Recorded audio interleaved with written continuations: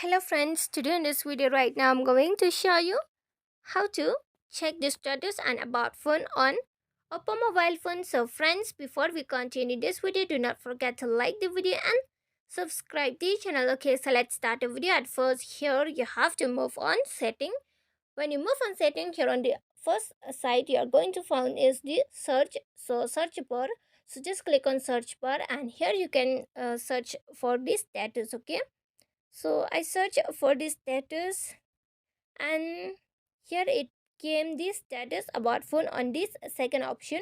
So just click on second option. When you click on it, here you are going to find this many status. Okay, the first is the battery status. Click on battery status and it says not charging. It means I'm not charging right now. Okay, and second option is the battery level. Okay, 60% is the battery level, and this is the IMEI number 1 and 2. It has given IMEI number, even the SVV also. Okay, so on the down you are going to find this IP address, then W Wi-Fi MAC address, Bluetooth address, serial number, and the last one is the uptime. Okay, so you can check it like this status about phone. Okay, so friends, if you love the video, do not forget to like the video, share the video and subscribe the channel, and thanks for watching.